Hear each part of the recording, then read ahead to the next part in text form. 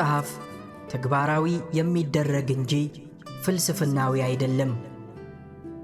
የተግባር መመሪያ እንጂ በጽንሰ ሐሳቦች ላይ የተመሰረተ ዝርዝር ጽሑፍ አይደለም። የተዘጋጀውም ከምንም ነገር በላይ ገንዘብ ለሚያስፈልጋቸው ሴቶችና ወንዶች ነው። ከመፈላሰፋቸው በፊት ሀብታም ለመሆን ለሚፈልጉ። ይህ መጽሐፍ የሜታፊዚክስ ጥናት ውስጥ በጥልቀት ለመግባት መንገዱም እድሉም ላልነበራቸው ውጤትን ለሚፈልጉና ዝርዝር ጥናት ውስጥ ሳይገቡ ሳይንሳዊ የተግባር እርምጃ መደምደሚያዎችን ለመቀበል ፈቃደኛ ለሆኑ ሰዎች ነው። አንባቢው በኤዲሰን ወይም በማርኮኒ የተገኙ የኤሌክትሪክ አሰራር ሕጎችን እንደሚቀበለው ሁሉ በዚህ መጽሐፍ ውስጥ የተቀመጡትን መሠረታዊ መግለጫዎች በበጎ እምነት እንዲቀበል ይጠበቃል።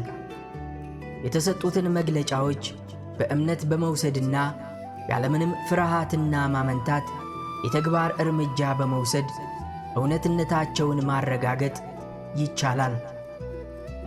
ይህንን የሚያደርግ እያንዳንዱ ወንድ ወይም ሴት በእርግጥ ሀብታም ይሆናል። በዚህ ውስጥ ያለው ሳይንስ ሊወድቅ የማይችል ትክክለኛ ሳይንስ ነው። ነገር ግን የፍልስፍና ንድፈ ሐሳቦችን መመርመር ለሚፈልጉና ለእምነታቸው አመክንዮአዊ መሠረት እንዲኖራቸው ለማድረግ ለሚፈልጉ ግን የተወሰኑ ምንጮችን እጠቅሳለሁ።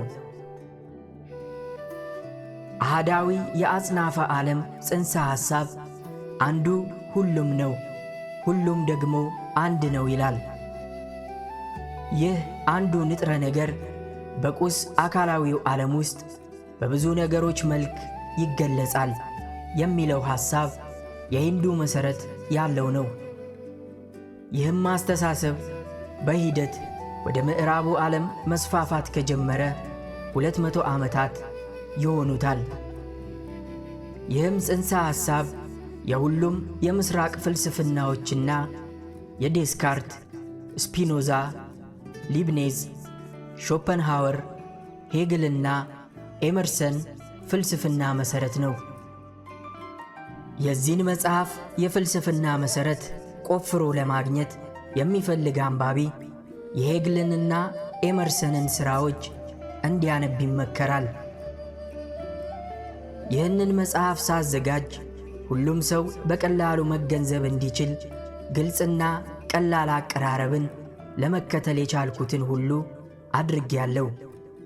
በመጽሐፉ ውስጥ የተቀመጠው የድርጊት መርሃ ግብር ከፍልስፍና መደምደሚያዎች ላይ የተመሠረተ ነው። በጥሩ ሁኔታ ተፈትኗል። በከፍተኛ ሁኔታ በተግባር ተፈትኖም ውጤትን አስገኝቷል። መደምደሚያዎቹ ላይ እንዴት መድረስ እንደተቻለ ማወቅ የምትፈልጉ ከሆነ ከላይ የጠቀስኳቸውን ምንጮች አንብቡ። የእነዚህን ሰዎች የፍልስፍና ፍሬ ለመሰብሰብ ከፈለጋችሁ ይህንን መጽሐፍ አንብቡና የሚሰጣችሁን መመሪያ በተግባር ላይ አውሉት። ደራሲው